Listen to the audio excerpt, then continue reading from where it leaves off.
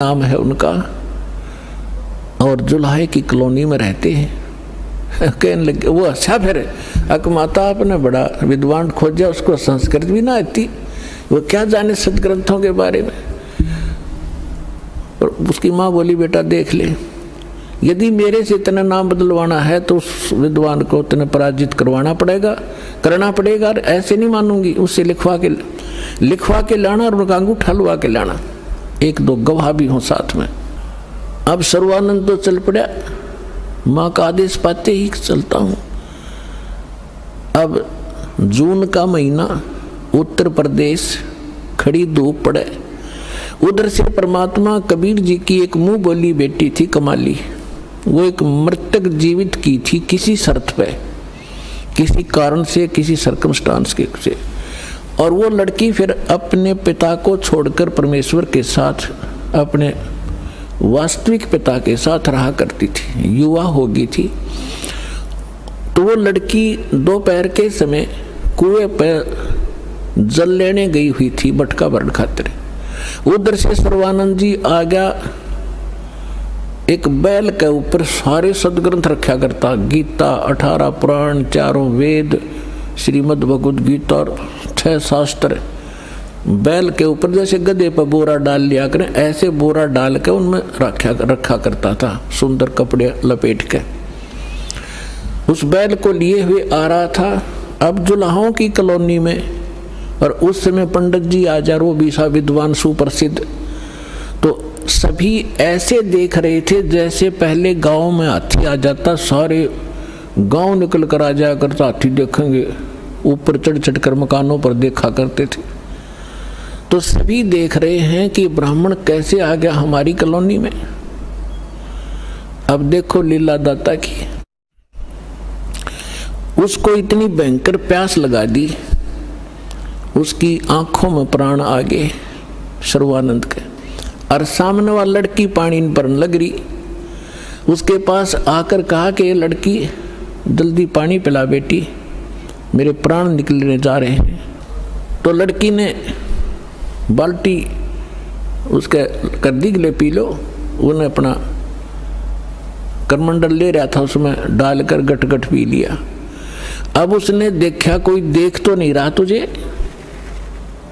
कितने दानकों के जुलाहों की कॉलोनी कुएं का पानी पी लिया। कोई देख तो, सब देख रहे थे, सब चारों तरफ देख रहे थे। तो उसने अपनी इज्जत बचाने के लिए लड़की को डांटा कि ये लड़की, ये किस जाति का कुआं है। तो लड़की ने कहा जी दानकों की कॉलोनी में तो दानकों का कुआं हुआ कर, ब्राह्मणों का नहीं हो सकता।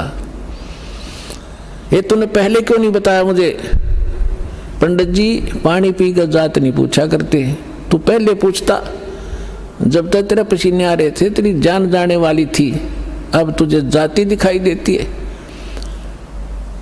मर जाता 2 मिनट तुझे पानी नहीं मिलता तो फिर कहता है बेटी छोड़ इन बातों को, यहाँ कबीर कहाँ रहता है?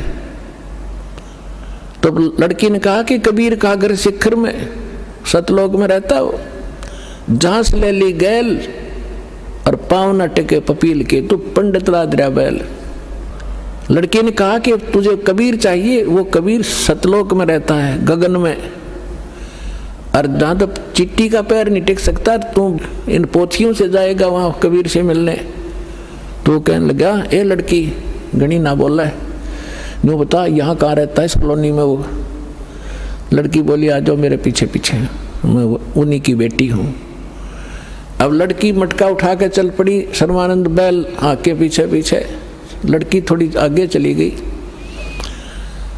और जाकर कहा पिताजी एक ब्राह्मण आवा है, सारे पोथे लिए, आपको पूछ रहा है, आपके साथ अवश्य कोई वाद विवाद करेगा।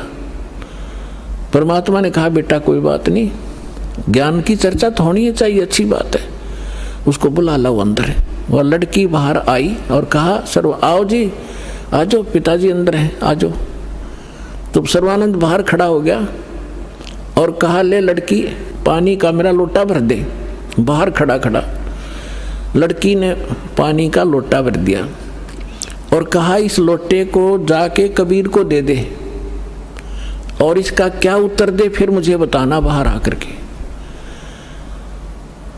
अब लड़की उस लेकर उस लोटे के भरे हुए को और धीरे धीरे परमात्मा के पास गई और कहा, पिताजी एक वो ब्राह्मण युग इनने ऐसे ऐसे कहा है कि ये लोटा दिया है, कहा कि इसका उत्तर दें वो मुझे बताना इस जल को। और इतना भर दिया कि वो पानी लबालब भरा हुआ था उस लोटे के ऊपर तक, उसमें जरा सा भी पानी डाल दे तो बाहर जावे, इतना फुल भर के दे दी। परमात्मा बोला, ठीक से बेटी। परमेश्वर ने एक बड़ी सुई थी, वह सुई उठा के लोहे की और उस लोटे में डाल दी, कुछ पानी बाहर निकल गया और कहा, जा सर्वानंद को दे दे बेटा। वह लड़की वापस आई धीरे धीरे। अकलो पंडित जी, सर्वानंद ने पूछा, क्या उत्तर दिया तेरे पिता ने? कि बोले कुछ नहीं, इसमें एक सुई डाल दी और आप पूछ लो इन्होंने क्या मतलब है इसका। तो अंदर आया सर्वानंद। सर्वानंद ने पूछा कि कबीर आपने मेरे प्रश्न का क्या उत्तर दिया? परमेश्वर ने पूछा, आपका प्रश्न क्या था? मेरा प्रश्न ये था, ये संकेत था, इस पानी के लोटे को फुल भर के आपके पास इसलिए भेजा था कि मैं ज्ञान से परिपूर्ण हूँ और मैंने सभी आसपास के विद्वानों को पराजित कर दिया है। मैंने अपनी माँ से सर्वजीत नाम रखवाना है और उसने ये शर्त रखी है कि मैं आपसे शास्त्रार्थ करूं और आपको विजय पाऊं आपसे, तब वो मेरा नाम रखेगी। मैंने आपको ये संकेत दिया है कि मैं ज्ञान से ऐसे फुल हूं जैसे लोटा फुल था। यदि मुझे कोई ज्ञान शिक्षा देगा तो मेरे अंदर समाएगा नहीं, वो इस लोटे में अगर कोई और जल डालेगा वो बाहर ही जाएगा, इसमें जगह नहीं। अब आप बताओ आपका क्या उत्तर था? परमात्मा बोले, मैंने इसमें एक लोहे की सुई डाली है। मेरा ये संकेत है कि मेरा ऐसा भारी ज्ञान है, ऐसा गुरु ज्ञान है कि जैसे मेरी सुई तेरी लोटे की तली में जाकर टिकेगी और तेरा पानी बाहर निकल गया। ये मेरा ज्ञान ऐसा तेरे थोथे ज्ञान में बाहर फेंक देगा, ठाके तेरे हृदय में समा जाएगा।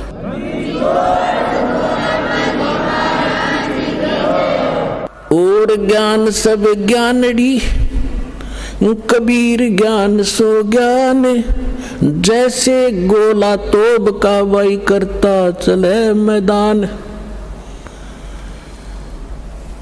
अब सर्वानंद ने कहा कि ठीक है, आप करो शास्त्रार्थ। उसी समय वहां आसपास के जुलाहे और उनकी गोष्ठी सुनने के लिए आकर बैठ के, वो बेचारे भोले भाले अनएजुकेटेड सामने बैठ के। तो सर्वानंद ने कहा कि कबीर बोल, क्या प्रश्न करेगा? परमेश्वर ने कहा कि कौन ब्रह्मा का पिता है, कौन विष्णु की माँ, शंकर का दादा कौन है, पंडित जी दियो बता। ब्रह्मा विष्णु महेश के माता पिता कौन है, इनका दादा कौन है? अब सर्वानंद की बुद्धि तो वहीं टिकी हुई थी, ये सर्वेश्वर है, महेश्वर है, इनके कोई माता पिता नहीं है। आप ऐसे ही कह रहे हो, इनके कोई माता पिता नहीं। अब परमेश्वर ने कहा कि आप देवी भागवत 3रा स्कंद निकालो और उसमें ये स्वयं स्वीकार करते हैं। देखिएगा, श्री देवी भागवत यानी देवी पुराण, सचित्र मोटा टाइप, गीता प्रेस गोरखपुर से प्रकाशित है।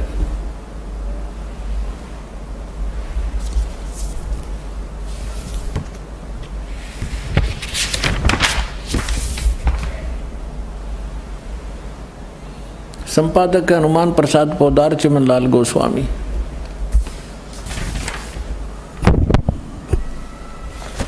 और ये गीता प्रेस गोरखपुर से प्रकाशित है।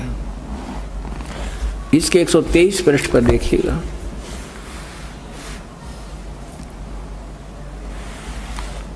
तीसरा स्कंद विष्णु भगवान विष्णु जी अपनी माता दुर्गा की स्तुति करते हुए कहते हैं, तुम शुद्ध स्वरूपा हो, ये सारा संसार तुम इसे उद्भासित हो रहा है। मैं ब्रह्मा और शंकर हम सभी तुम्हारी कृपा से विद्यमान हैं। हमारा तो आविर्भाव माने जन्म और तिरोभाव माने मृत्यु हुआ करता है। हमारा तो जन्म मृत्यु होता है, केवल तुम ही नित्य हो, जगत जननी हो, प्रकृति और सनातनी देवी हो। भगवान शंकर बोले, देवी यदि माँ भाग विष्णु तुम्ही से प्रकट हुए हैं तो उनके बाद उत्पन्न होने वाले ब्रह्मा भी तुम्हारे ही बालक हुए। फिर मैं तमोगुण लीला करने वाला शंकर क्या तुम्हारी संतान नहीं हुआ? अर्थात मुझे भी उत्पन्न करने वाली तुम ही हो। शिवे संपूर्ण संसार की सृष्टि करने में तुम बड़ी चतुर हो। इस संसार की सृष्टि, स्थिति और संहार में तुम्हारे गुण सदा समर्थ हैं। उन्हीं तीनों गुणों से उत्पन्न हम ब्रह्मा, विष्णु एवं शंकर नियमानुसार कार्य में तत्पर रहते हैं।